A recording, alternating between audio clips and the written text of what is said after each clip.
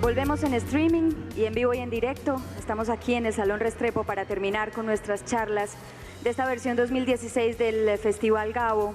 Ya están con nosotros Piedad Boneda, Álvaro Barrios y Víctor Gaviria para contarnos, junto a Pascual Gaviria, cuál es ese nuevo relato de país. Bienvenidos, buenas tardes. Buenas tardes, muchas gracias a ustedes, a la Fundación por la invitación, a nuestros invitados. La idea es que vamos a conversar un rato sobre ese reto de pensar en un nuevo relato de país, ese reto de pensar en que las soluciones políticas pueden generar también una posibilidad de un nuevo relato de país. Y yo quería empezar con una pequeña, no digamos anécdota, sino paradoja, que ha surgido después de los anuncios o de la firma del acuerdo el pasado lunes en La Habana. En algo coincidieron en el discurso el presidente Juan Manuel Santos y el líder de las FARC, Rodrigo Londoño. En la obra de García Márquez fue como el lazo conductor de esas dos versiones de país, de política, de realidad, que lograron un acuerdo hace unos meses. Esa mención a García Márquez y una mención a Jorge Eliezer Gaitán fueron las dos menciones que coincidieron en esos dos discursos en Cartagena. Gaitán, digamos, como una inauguración de la Guerra Fría en Colombia, como han coincidido algunos politólogos y algunos observadores colombianos, y el retrato o el pasaje de la novela de García Márquez. Y la paradoja es esta. García Márquez decía en 1960, la novela de la violencia es la única explosión literaria de legítimo carácter nacional que hemos tenido en nuestra historia.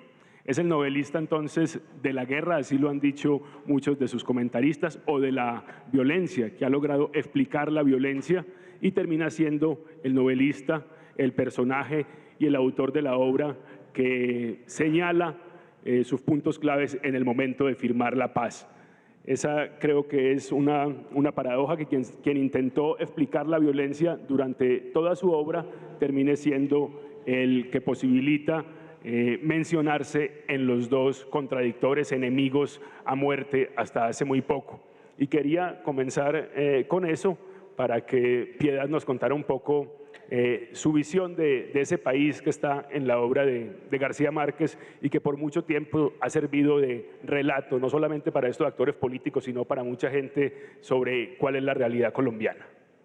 Ok, gracias Pascual, gracias a todos ustedes. Estoy muy contenta de este diálogo con dos representantes muy importantes del arte colombiano contemporáneo. Bueno, esto que me pregunta Pascual es bastante complejo, como tenemos muy poco tiempo. Yo voy a tratar de simplificar, de ir al meollo. Voy a comenzar con una anécdota que García Márquez contó en varias partes, en entrevistas y en su propio libro de memorias.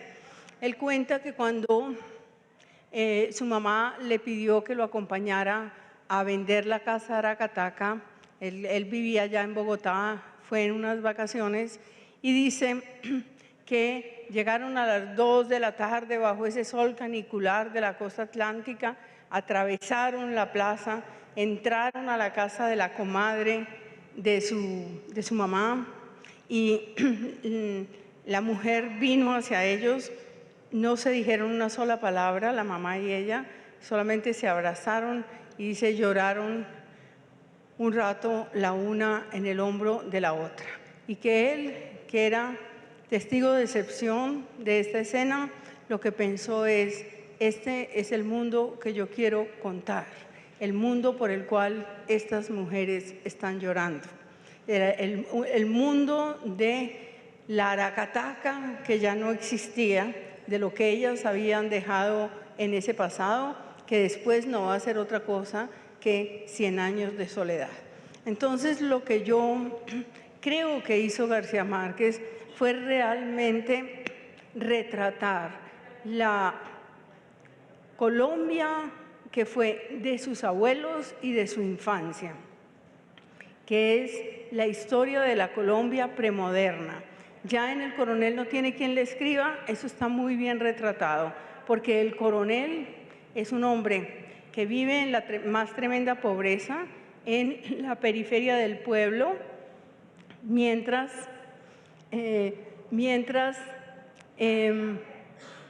don Sabas, que es el representante de la nueva clase política, que es la de los liberales que traicionaron a su propio partido y se adueñaron de las tierras, tiene una casa con una enorme pujanza, pero también con un terrible mal gusto, ¿sí? Que es ese mal gusto que nosotros le vamos a atribuir después a la mafia, ¿sí?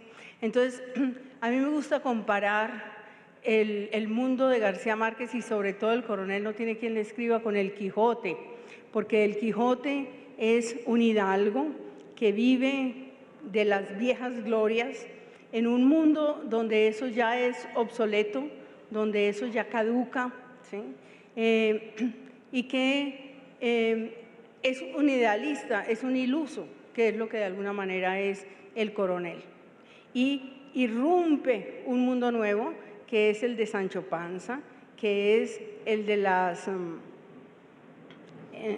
los sitios donde se van quedando las posadas, que ya nos hace vislumbrar el mundo de la burguesía y mucho más adelante, por supuesto, el mundo del capitalismo. O no mucho más adelante, porque la historia es tan amplia que eso es así. Entonces, yo creo que García Márquez hace una despedida nostálgica de ese mundo, pero con suficiente percepción de la realidad histórica para que esa percepción, para que no se quede en esa percepción nostálgica, que sería un lastre, ¿cierto?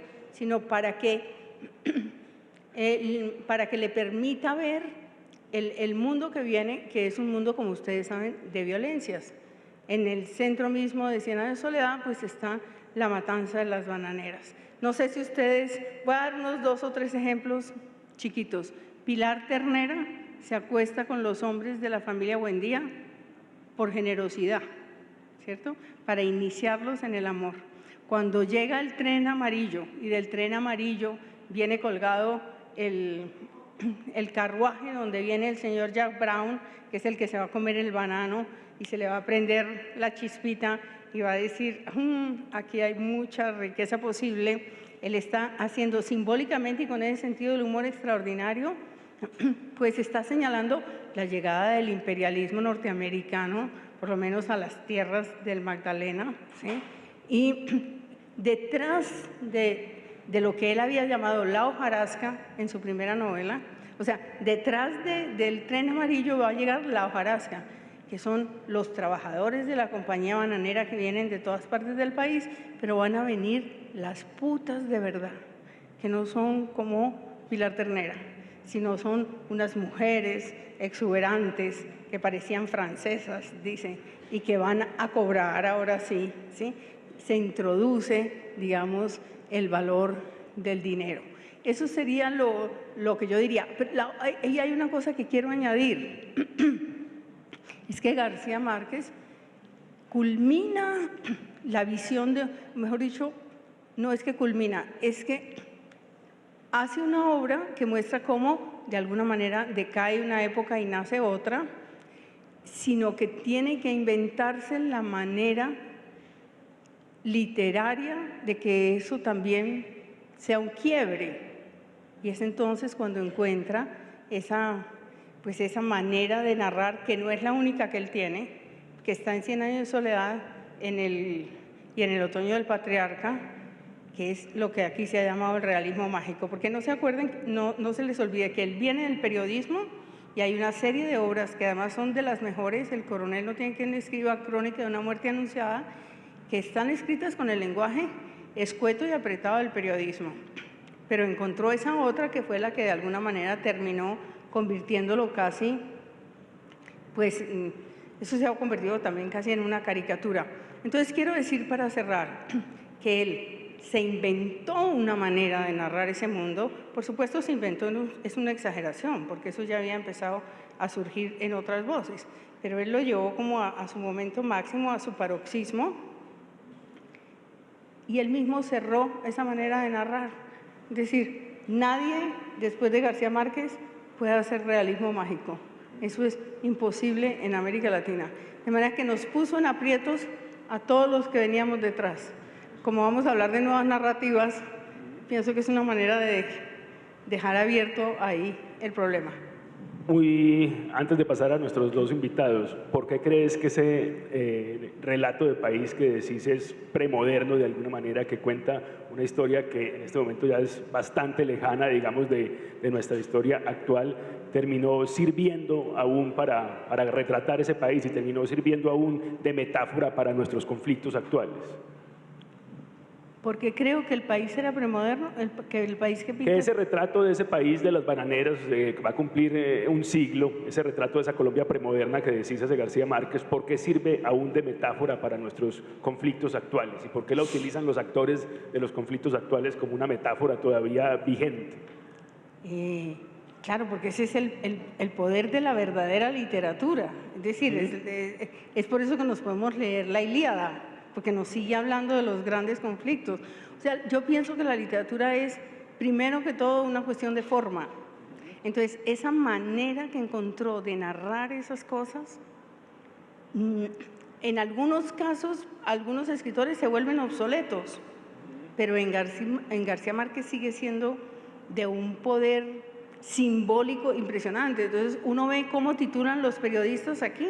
Todo el tiempo están titulando con palabras de García Márquez, ¿no es cierto?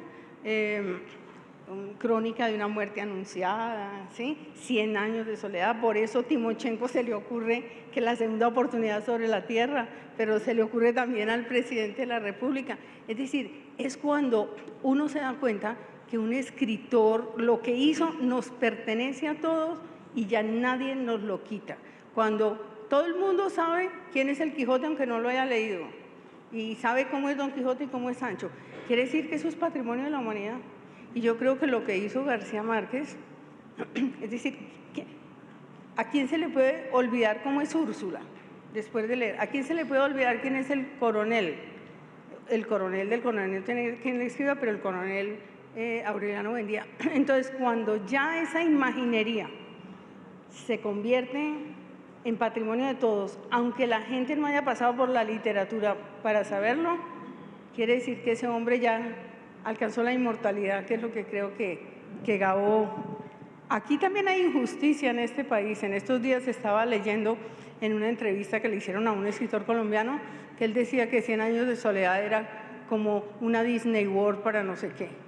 Es decir, así somos, en la entraña de los colombianos siempre hay una cosa por allá, como una especie de espina que mortifica.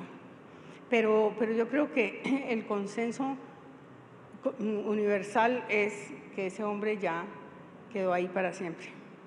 Álvaro, creo que sería interesante ir como a esa misma época más o menos de creación de García Márquez y que vos nos contaras un poco el mundo en que vivías, físicamente y el mundo en que vivías, digamos, para tu arte, de dónde venía. Que nos contaras un poco también, es un asunto, digamos, en la costa, pero un mundo, creo, distinto completamente en el arte.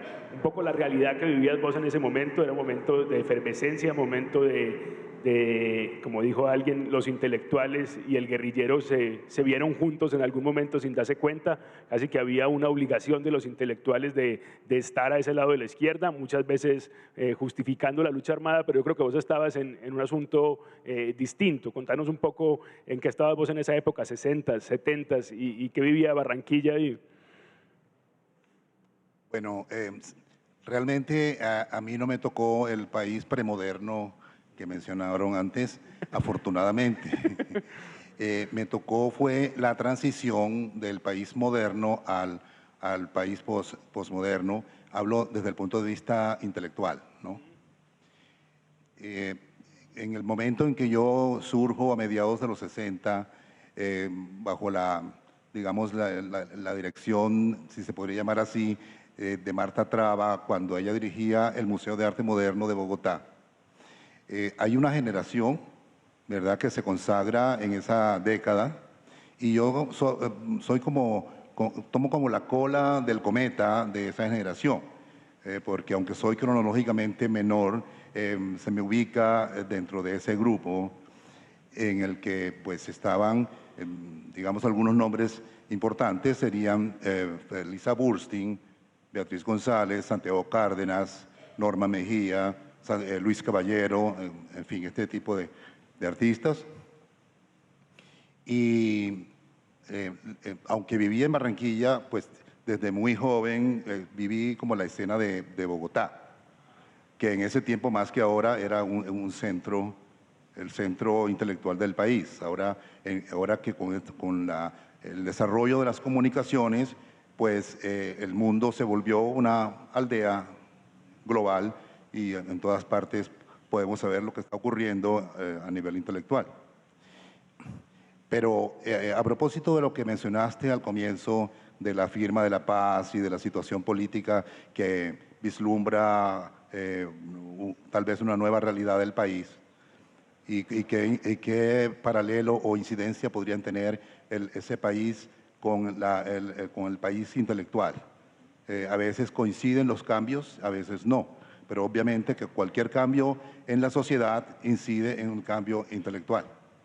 Los cambios que me tocaron a mí vivir, particularmente el paso del arte moderno al arte contemporáneo, estuvo para mí, en el caso personal mío, marcado por la situación política que vivieron algunos intelectuales y en consecuencia yo mismo como parte de esa generación que les comenté, especialmente cuando García Márquez tuvo que exiliarse fuera del país por motivos políticos y otros amigos de ese tiempo, entrañables, como Felisa Burstyn, que era una mujer de izquierda, pero que curiosamente para los artistas de izquierda de ese tiempo no hacía un arte relacionado con, por ejemplo, el realismo que se veía en los países socialistas, ¿verdad? Que era una obra figurativa, muy cercana al cartel y todo eso. En cambio, Felisa Burstyn pues era un artista que aunque creo que tenía su carnet del Partido Comunista, pues fue una revolucionaria en el campo conceptual de la escultura en Colombia, porque ella fue una respuesta a lo que hacían los grandes escultores modernos como Ramírez Villamizar o Edgar Negret. ¿Qué tanto crees vos que coincidía, digamos, ese país que narraban los escritores de ese tiempo y los artistas plásticos? ¿Vos crees que eran una especie de grupo, seguían los pasos de otros, se miraban sus cosas o eran grupos independientes de alguna manera? Había el grupo de Marta Traba, olvidé mencionar a Beatriz González en el grupo. Estaba el grupo de Marta Traba, pero no era propiamente un grupo, sino que Marta Traba era una crítica muy influyente en ese tiempo y como dirigía el Museo de Arte Moderno, que sinceramente a pesar de los cuestionamientos que algunos en el presente le han hecho a la labor de Marta, yo admiro mucho lo que ella hizo y obviamente que si ella estuviera viva no sería una crítica en el estilo en que se hacía la crítica en ese tiempo, porque el sentido de la crítica ha cambiado completamente. Pero en los 60s y 70s sí había una especie de grupo alrededor de la figura de Marta. Pero más que grupo social o de amistad y eso, era un grupo de afinidades intelectuales, ¿verdad? La gente que estaba como de acuerdo con las propuestas de los artistas que en ese tiempo estaban ofreciendo una alternativa a las propuestas del arte moderno. Y en el campo pues, de la literatura era diferente, aunque también de cierta forma yo podría estar conectado, digamos, con los escritores nadaístas, por la gran amistad que me unió con Gonzalo Arango y los otros artistas que algunos eran también de mi generación. Entonces, hubo alguna colaboración, como por ejemplo que yo ilustrara los poemas y los cuentos o las novelas de algunos de estos artistas, escritores y poetas nadaístas. Víctor, yo creo que con vos podemos pasar un poco de ese país premoderno y de esa violencia más rural a un relato de lo que pasa en las ciudades. El año pasado se cumplieron 25 años de No Nacimos pa' Semilla, que fue como una obra que marcó un momento en Medellín, marcó como un descubrir de una realidad que para todos era oculta de alguna manera, o para muchos era oculta de alguna manera, y creó como una especie de épica que había en los barrios y que comenzó a mirarse con curiosidad. Bacano que nos contés un poco vos cómo fuiste descubriendo esa ciudad, digamos, y cómo fue entrando al cine y a los poemas tuyos y al mundo que creas con tus creaciones, con tu obra. Bueno, muchas gracias por esta invitación, por estar aquí con estos maestros, con mi amada y gran poeta, Piedad Bonet. Pues digámoslo, cuando nosotros hicimos el primer largometraje, Rodrigo Deno Futuro, ¿cierto? Que lo rodamos en el 86, pues nosotros, digámoslo, como que nos despedimos para siempre del realismo mágico y entramos en un realismo trágico, digámoslo, o en un realismo sucio. Y entramos también o yo por lo menos, digámoslo, toda la experiencia de Rodrigo Deno Futuro, que fue hecha con actores naturales, pues estos actores fueron quienes nos contaron realmente quiénes eran ellos. Fue una película muy dialogada, muy dialógica, pues que podríamos decir. Y la película fue escrita, es decir, yo tomé notas a partir de lo que estos muchachos me narraban, estos muchachos de los barrios. Un poco lo que hizo Alonso Salazar en No Nacimos pa' Semillas, ¿cierto? Un poco después que yo. En el sentido de que Rodrigo Deno nació de una adaptación, sino de una literatura oral, realmente, una literatura oral. Porque todos esos muchachos me narraron y yo les transcribí, yo les grababa, les transcribía, convertía esa literatura oral y aparentemente muy casual, pero muy profunda porque era lo que ellos habían vivido. Y esa literatura oral tiene una fuerza muy, muy grande y tiene una diferencia con la literatura artística, con la literatura de los escritores. Es una diferencia especial porque, digámoslo, tiene una información que no logran los escritores rescatar. Toda esa preocupación de García Márquez y todos los escritores de violencia por coger el relato de la violencia, pues el problema creo yo que estaba en que eso lo tenían que relatar, o sea, había una parte que los escritores no podían coger y era eso que está, por ejemplo, Aquí como que no hay intermediario, ¿no? ¿Ah? Que en lo tuyo como que no hay intermediario. El artista no hay, o un intermediario menos, que pone menos velos entre la realidad y la obra, ¿no? Sí, pero no hay un intermediario, digámoslo, porque yo no soy escritor, sino que soy cineasta y entonces lo que hago es como una adaptación directamente de esa literatura. Pero esa literatura tiene una cosa especial y es que te la cuenta gente que ha vivido esas cosas. Y ese plus especial del que ha vivido era como quien dice un camino de solución, digámoslo, para poder contar la violencia, porque tú sabes que todo el mundo quería contarla, pero la verdad es que había un problema muy grande para contar la violencia y era que el pacto, o sea, estamos viviendo un momento muy especial en donde va a empezar una nueva regla de país, pero fundamentalmente va a empezar un momento en donde la verdad va a surgir, la verdad sobre todo de las víctimas, ¿cierto? Las víctimas necesitan que todo el mundo sepa que estamos escuchando lo que ellos nos cuentan y tiene que haber un intento también de respuestas a las víctimas de quiénes fueron los culpables y por qué, quién asesinó y quién mató y cómo funcionó todo eso, ¿cierto? Entonces, digámoslo que hasta los años 80 había una desconfianza enorme por el testimonio oral. Una desconfianza increíble, porque yo, por ejemplo, la primera película sobre violencia colombiana es Cóndores no entierran todos los días, pues, digámoslo, la que se consolida, digámoslo, como un relato más sólido y es una película que es un clásico, entre comillas, de nuestro cine. Pero, por ejemplo, Francisco Norden esperó muchos años a hacer esa película hasta que surgió una novela que él consideró que era artística, que era Cóndores, ¿cierto?, de Gardiazabal. Entonces yo alguna vez le pregunté a él, oye, sí, pero ¿por qué vos nunca cogiste los testimonios de la gente que estaban ahí?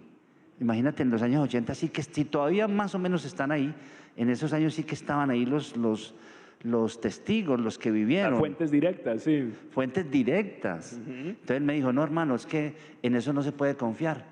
En el relato oral no se puede confiar. Y entonces, extrañísimo, porque en los años 80 lo que viene es una literatura que nace directamente de esos relatos orales, de los testimonios. Pues Molano, por ejemplo, hace toda su literatura con base en esos testimonios, lo elabora, pero es muy fiel a esos testimonios. Porque, digámoslo, hay un momento muy, digámoslo, con grandes consecuencias para la sociedad colombiana, para la democracia, para el arte, para todo, para la conciencia de lo que somos nosotros, y es el momento del pacto de silencio que se hace en el Frente Nacional. El Frente Nacional es un pacto sobre todo de silencio. O sea, sí, obviamente se hace la paz entre dos partidos que estaban en una guerra encarnizada y fatal y tétrica y todo eso. Hacen ese pacto para repartirse el poder durante 16 años, pero sobre todo hacen un pacto de no hablar de la verdad. Y hay en el 61 hay una reunión de todos los directores de todos los periódicos. En estos días leía una investigadora de AFID que me mostraba ese hecho que yo no lo conocía, que se reúnen en el 61 todos los directores de los periódicos, menos un director de un periódico de la provincia en el Tolima, que tenía la violencia muy cercana y no sé, estaban comprometidos un poco con ciertas ideas liberales. Pero todos los demás hicieron un pacto de que no iban a volver, que no iban a hablar de eso, que nadie iba a decir quién había sido el culpable. Y entonces ese manto de silencio cubrió unos homicidios y unos genocidios y unas masacres y unos asesinos y unos hijuetantas tan impresionantes, hermano, que inmediatamente ese manto cayó. Ese silencio es lo que hace que toda la violencia replique después en los años 80 en Medellín. En Medellín lo que pasa es una réplica, digámoslo, de esa convulsión, esa violencia convulsionada de los años 50, replica en los años 80. O sea, vuelve y suena, y vuelve y se repite esa misma vaina. Entonces, lo que te quiero decir es que Rodrigo D., por ejemplo, es una película que nace de esos testimonios, que son una literatura oral, una literatura muy particular y que es muy interesante porque es una literatura del que ha vivido. ¿Y sabes qué es lo que tiene el que ha vivido? ¿Cuál es el efecto de esa literatura? Que es, hay muchos testigos en esa literatura. Hay muchos testigos porque la gente siempre cuenta, digámoslo, fragmentos y escenas de su vida en donde siempre hay testigos. Y cuando hay testigos, digámoslo, es difícil saber quién es bueno y quién es malo. O sea, la cosa es más, se enrarece, digámoslo, el criterio, el juicio moral acerca del relato, que eso es lo interesante. Víctor, hay una famosa circular del Ministerio de Gobierno en los años 60, en la primera mitad de los años 60, dando la orden de quemar unos costales que hay en unas oficinas, 12, 15 costales con información de qué pasó en la época de la violencia, con información de órdenes de los ministerios, de cosas que se encontraban. Y la circular dice simplemente que esa oficina se ve horrible con todo eso ahí, que eso está polillado, oliendo mal y que hay que quemar toda esa historia de violencia que decís ahí que se ocultó por parte de la prensa. Pero yo te quería preguntar una cosa con lo que decís de Medellín y de hace 30 años ya entonces de Rodrigo D., y es que la ciudad sin duda ha cambiado. Si uno mira las cifras del pico de homicidios de Medellín, llegamos a tener 6.000 homicidios en la ciudad. El año pasado hubo cerca de 600 y la ciudad ha cambiado. Tus películas, tus poemas, ¿tienen un nuevo relato de esa ciudad o esa ciudad del 86 sigue estando en muchas partes y todavía es pertinente contarla? Lo que pasa es que, digamos, yo creo que los que tratamos de hacer arte, digamos, en el caso mío cine, tampoco podemos estar al día, viviendo, reaccionando al día a día, además porque es muy engañoso el día a día, ¿cierto? Esta nueva época que va a nacer, digámoslo, que va a ser muy importante y que ojalá se complete, digámoslo, con las otras guerrillas y demás, que es que las ideas políticas van a ser digámoslo, no van a ser apoyadas por las armas. Las armas, ya la política no se va a hacer por las armas. Esa es una cosa que ojalá ocurra, y ocurra también de parte del gobierno, de parte del ejército, de parte de la derecha. O sea que hay un compromiso a que de aquí en adelante se va a hablar de política sin las armas, ¿cierto? Y entonces lo que va a surgir, creo yo, es como un cambio de nuestra actitud, porque todos nosotros hemos vivido muy cercanos al poder de los victimarios, de la mafia, de Pablo Escobar, de los comandantes guerrilleros. O sea, yo creo que va a ser muy importante que esos comandantes guerrilleros como que dejen de existir dentro de nuestro corazón, dentro de nosotros mismos, porque estaban también mandando ahí, ¿sí me entiendes? Había, como quien dice, que esa rabia por un país tan injusto, esa rabia, sí, ese deseo de cambio que hemos tenido todos desde hace tantos años, de alguna manera tenía como un escenario donde alguien hablaba por nosotros, que eran esos comandantes. O sea, llegará el momento, creo yo, en donde se caigan los victimarios, ¿cierto?, con su poder, y dejemos todos de ser. O sea, el país tiene que cambiar en el sentido de que este es un país de puros lambones y puros lavaperros, y todo el mundo es detrás del poder, de todos los poderes políticos, todos los poderes. Todo el mundo está como embelesado por esos poderosos. Tienen que surgir, tienen que caer esos símbolos de los poderosos, y en nosotros empezar a surgir realmente el verdadero diálogo con el pueblo que ha estado entre fuegos y que ha estado destrozado en lo más sagrado que tiene, que es esa belleza y ese milagro de la vida cotidiana. Entonces, ¿qué vamos a hacer?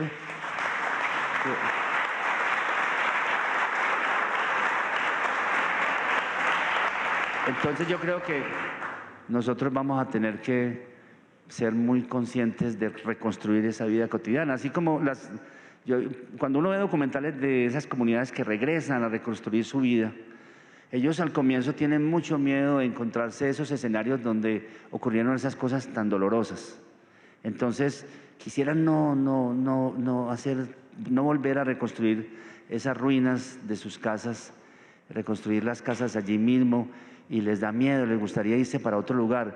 Pero ellos saben que tienen, pero se quedan ahí. ¿Por qué? Porque hay una cosa todavía más poderosa que los recuerdos dolorosos, y es, digámoslo, esa cosa eterna y maravillosa de la vida cotidiana, de esos tejidos de vida cotidiana donde la gente crece y tiene un padre, tiene una madre, y encuentra un oficio, y hace la primera comunión o la segunda, lo que sea, y se casa, ¿sí me entendés? Y se enamora y todo eso. Ya inauguraste un nuevo sacramento, la segunda comunión, está bueno ese. Está bueno. Pero quería preguntarle a Piedad, o que nos comentara un poco. Yo creo que lo que dice Víctor es interesante, teniendo tres artistas acá, y es estos relatos del arte tienen que madurar un poco más, tienen que digerir un poco más, necesitan un poco más de tiempo, se demoran, no estamos en el día a día de la coyuntura, y por eso tal vez ese relato nuevo lo vamos a conocer más adelante, en unas décadas, en 1 o 2 décadas. ¿Qué pensás, Piedad? Sí, de alguna manera Víctor ha planteado, y también Álvaro a su manera está planteando el problema de la temporalidad en el arte, de cómo es que los escritores nos nutrimos de qué, cuánto lo dejamos digerir, etcétera, y ahí por supuesto no hay una regla. Pero primero quisiera hacer una acotación chiquitica, ¿sí? Porque todos vimos cómo Timochenko se asustaba con ese avión, ¿cierto? A todos nos impresionó mucho, porque miren ustedes que salió el hombre con miedo y estrés postraumático, y en ese momento él se humanizó profundamente para nosotros, y los escritores estamos pendientes de esos signos para hacer de eso algo que tenga significación, ¿sí? Entonces, entre que tú vives una experiencia y la plasmas literariamente, pueden pasar solo meses o pueden pasar muchos años. Gabriel García Márquez tuvo que durar años para escribir 100 años de soledad, porque primero le dijo a Vargas Llosa, cuando yo comencé a escribir esa novela, yo quería escribir ese mundo totalizante, pero no pude con el paquete, porque no tenía las herramientas, ¿sí? Entonces se necesitó mucho tiempo para que pudiera llegar. 1928, Masacre de las Bananeras, 1968, para que eso se consignara con todas sus circunstancias. Entonces yo estaba pensando que, por ejemplo, Víctor es un artista que está muy cercano a la inmediatez histórica, ¿cierto? Que trabaja, al trabajar de esa manera con digamos con el relato oral, pues está ahí, está encima de eso. Y sin embargo, seguramente que en la cabeza los procesos duran mucho tiempo gestándose, ¿no? Eso no lo sabe sino el artista. Pero iba a decir otras cosas. Por ejemplo, la generación de Álvaro, esa generación que él describió, se estaban relacionando no con el mundo inmediato de lo colombiano, sino con un mundo internacional donde hay unas tendencias, y los escritores y los cineastas y todos estamos pensando en eso también, ¿no es cierto? Y miramos cómo insertar esa obra o cómo ponerla al servicio de una realidad que es la nuestra, que a veces es más íntima, que a veces es más histórica. Por ejemplo, se me ocurre Sánchez Baute, el escritor que fue capaz de escribir una novela bastante bien hecha sobre la relación entre Jorge 40 y Palmera, ¿no es cierto? Líbranos del bien. Sí, líbranos del bien. Y ellos todavía están por ahí en la cárcel, ¿sí? Y ese muchacho fue capaz de hablar de esa realidad de manera inmediata y resolverla bien literariamente, mientras hay cosas que necesitaremos.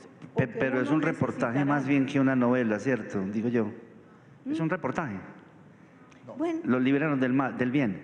No, es una novela en que él además es protagonista y es toda la cosa homofóbica de ese mundo machista terrible que a él de todas maneras le tocó vivir. Sí, su literatura versa sobre todas esas cosas inmediatas. Entonces solo digo una cosa para terminar.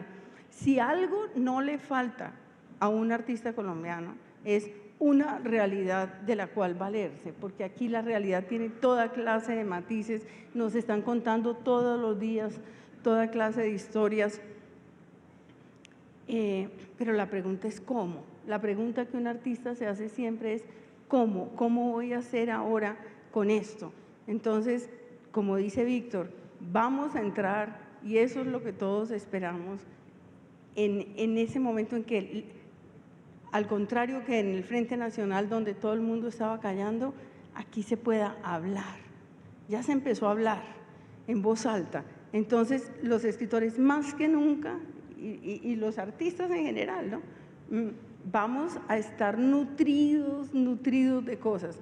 Lo que esperamos es que no nos pase lo que le pasó a los novelistas de la violencia, que se quedaron en la inmediatez, no la supieron trascender, que fue lo que hizo García Márquez, trascenderla.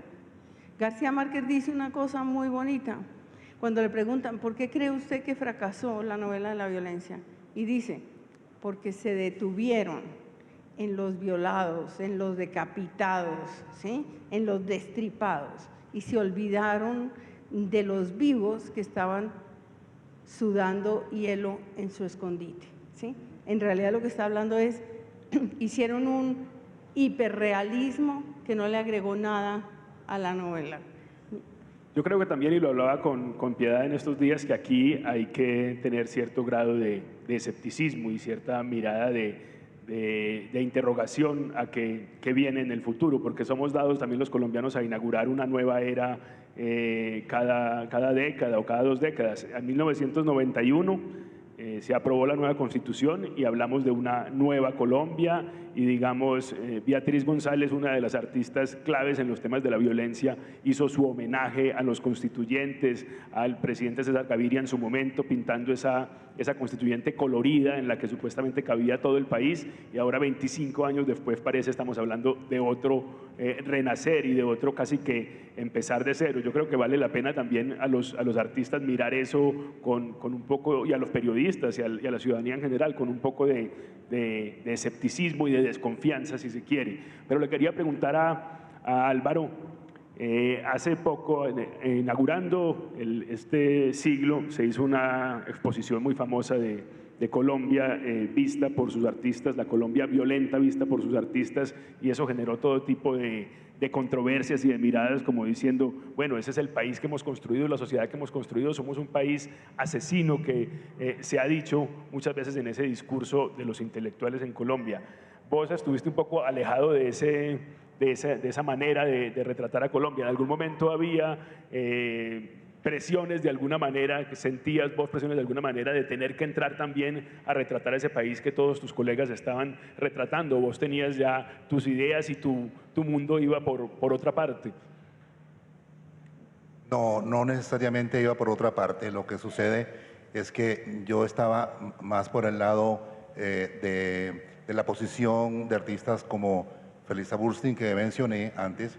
Ella tenía una posición política muy especial, muy clara, pero su arte reflejaba también una revolución de otro orden, de orden conceptual y estético. Mi obra en particular ha sido muy heterogénea. Me he expresado a través de muchos medios, no solo a través de técnicas convencionales, sino también expresándome a través de instalaciones, diferentes aspectos. Pero siempre ha tenido un hilo conductor, digamos.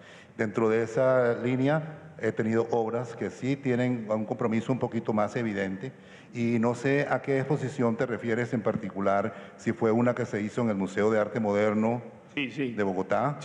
Sí, en esa exposición estuve participando con varias obras. Lo que sucede es que mis obras nunca han sido expresadas de una forma obvia, como las que ya mencioné de los artistas comprometidos de los años 60, sino que también a través de los medios conceptuales he tenido la manera también muy clara de vincularme a una posición política o una posición personal acerca del país y de la violencia que nos ha golpeado. Y no solamente en esa exposición, sino en algunas otras, entre las que recuerdo una muy importante que se hizo en el Museo Nacional, en donde no solamente se exhibieron obras de arte, sino algunos objetos. Entonces, para citar, digamos, como qué vinculación puso el museógrafo entre los objetos y una obra mía, pues estaba el sombrero de Pizarro, y a un lado, sobre un pedestal, como si fuera una escultura protegida con una urna de cristal, y en la pared estaba un grabado mío en el que aparece también un retrato de Pizarro, coincidencialmente, y el título del grabado es una frase de García Lorca que dice: el mar recordó de pronto los nombres de todos sus ahogados. Entonces no he sido ajeno a la vinculación en ese sentido, a un compromiso social o político. Bueno, nos quedan 10 minutos, vamos a abrir a una o dos preguntitas y con eso creo que vamos cerrando. Dale, ¿hay un micrófono para él?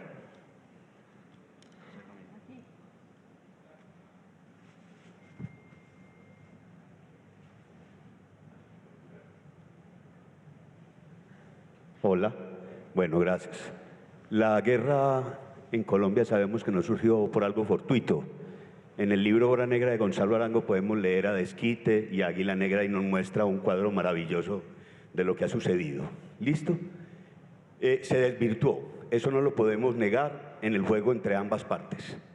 Y yo he escuchado mucho que ya van a hablar las FARC, que ojalá digan, y yo les pregunto, ¿cuándo van a hablar los políticos de este país? Porque todavía lo del Palacio de Justicia y tantas cosas, ¿creen que eso de verdad se logre? Que ellos sean capaces de contarnos qué es lo que ha sucedido en el Palacio de Justicia y muchos otros lugares, perdón, en el Palacio de Nariño y muchos lugares donde han sucedido tantas cosas también, donde se ha manejado como hilos este país, como nos lo narra también Juan Vázquez, sobre Gaitán, sobre Uribe y tantas otras tragedias que han pasado en este país.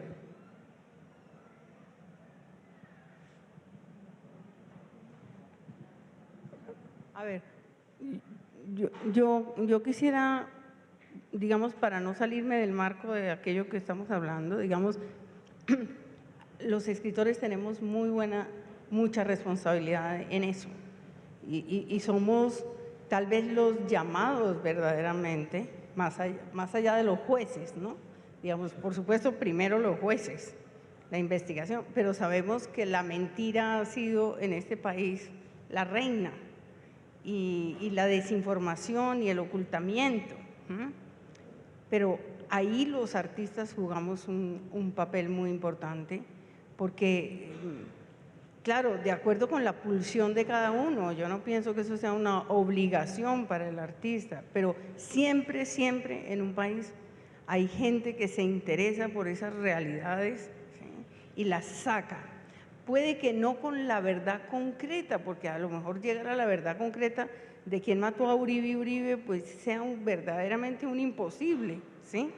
Pero sí mostrar cuál fue el país que mató a Uribe, cuál fue el país que mató a Gaitán, cuál es el país que sigue matando todos los días. Entonces, a través de la ficción, paradójicamente, se puede hacer mucho más a veces que la verdad. Estoy hablándole a periodistas, ¿no? Y ustedes saben que en el periodismo todo es fugaz y por esa fugacidad la verdad se escapa, ¿sí? Hemos estado hablando también todos en estos días de eso que se dijo, yo no sé si en el New York Times o qué, de que estamos en la era de la mentira y que Trump es un mentiroso y que la señora Hillary también miente, menos, pero también, ¿sí? Y los políticos siempre han mentido, pero a los periodistas, claro, ellos logran llegar muchas veces a la verdad, ¿sí? Pero los narradores digo los narradores, perdónenme aquí los demás, no, pero yo estoy hablando hoy en nombre de los narradores. Los narradores podemos, con una novela como Pedro Páramo, mostrar cuál era el México de ese momento, qué estaba pasando con esos campesinos, cuáles son las injusticias. Lo triste es que en estas sociedades muchas veces nadie reconoce ese papel específico del artista, es decir, el artista como un hombre que interpreta su realidad, ¿sí? Por muchos factores que pues claro que yo no puedo explicar aquí hoy. Bueno, vamos a tener una corta y con esa terminamos. Dale. A ella.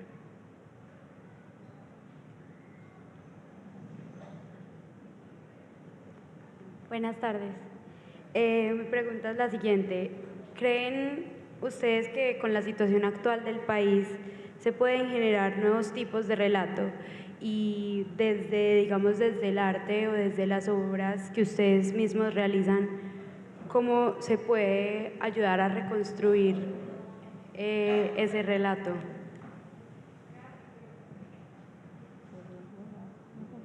La posibilidad de un nuevo relato con lo que se viene. No, yo creo que, digámoslo, se van a liberar, digámoslo, ciertos temores para hablar de algunas cosas.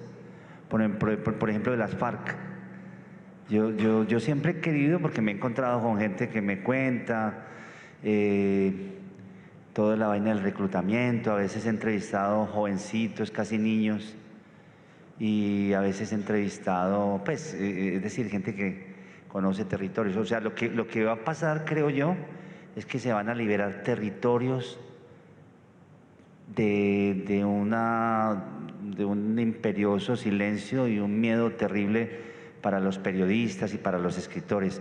Ahora sí vamos a poder entrar en muchos temas que nos daba miedo entrar. Víctor, se habla de 180 municipios más o menos donde ha transcurrido ese conflicto con las FARC que que son municipios que viven en los márgenes absolutos. Nos hemos acostumbrado a decir a Colombia lo rural y lo urbano, pero es que estos están un poco más allá de lo rural, en la frontera de colonización y en la marginalidad total. No, vamos sí, a claro, encontrar ese nuevo territorio de alguna manera. Claro, pero no tan lejanos. También hay cosas, todo lo que es Urabá, todo lo que es, pues, lo que ha ocurrido en el Urabá antioqueño, digámoslo, de los paracos mismos, es decir, porque no solamente estaba callado no solamente va a salir la verdad de las FARC, sino la verdad de los paracos, de los paramilitares, va a salir de verdad, porque eso fue un remedio de verdad lo que se hizo realmente en esa negociación con los paramilitares. Entonces, se van a liberar una cantidad de territorios para la información y para el trabajo de los artistas. Víctor, pero te digo una cosa, se cumplieron 10 años de Justicia y Paz, y si vos miras una página, por ejemplo, como Verdad Abierta, para volver a hablar de periodistas, te vas a dar cuenta que hay verdades y grandes salieron de ahí. De ahí puede que hayan quedado cosas ocultas, sin duda quedaron cosas ocultas, pero en las cientos de miles de páginas de las audiencias de Justicia y Paz y en el trabajo que ha hecho gente como Verdad Abierta, hay muchas verdades de ese mundo paramilitar y de esa verdad paramilitar, con seguridad. Seguramente, sí. Vamos a tener tiempo para otra. Vamos a hacer la última entonces. Dale. Ahí está. Pero yo te voy a decir, quiero decir una cosa. Sí. Hay unas verdades que no se han dicho con respecto a las FARC, porque las FARC todos sabemos que funcionaron como unos soldados pues, en campamentos y como guerrilleros con su uniforme de camuflaje, etcétera. Pero las FARC tiene o tenía, digamos, no sé, una estructura de milicianos por todo el país, sobre todo en las zonas, pues, de guerra, de milicianos que no eran propiamente guerrilleros uniformados. ¿Qué va a pasar con esa estructura? Y también creo que el mundo cocalero también, de las familias cocaleras, que son 70.000 en este país. Exacto. Y que ahí hay una base social que también creo ha quedado muy oculta, ¿no? Creo que también ahí se van a contar cosas. ¿Te puedes poner de pie, porfa, para la pregunta? Bueno, la pregunta es, desde cada una de las artes, pues, en su quehacer, y retomando lo que mencionaba ahorita Pascual sobre el escepticismo, ¿qué tan conveniente y qué tan importante sería retomar ese escepticismo como para esta nueva era que viene aquí en Colombia? Gracias. Bueno, yo creo que no hay arte, es decir, el arte completamente eufórico y el arte completamente entusiasta es el peor de las artes. Mejor dicho, no es arte. Eso, propaganda. Sí, la propaganda, los textos de autoayuda son eufóricos, ¿cierto?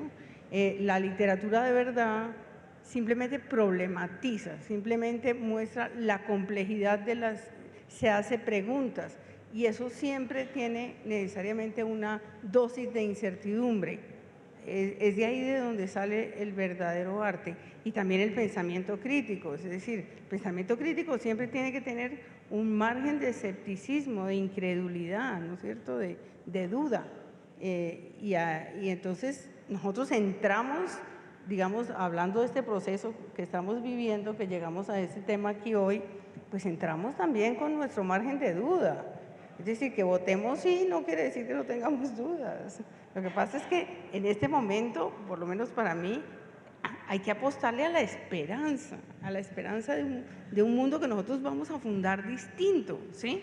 Pero eso no quiere decir que somos acríticos y que no somos escépticos, y que como artistas también no nos separamos de la realidad del poder y criticamos un montón de cosas, por supuesto.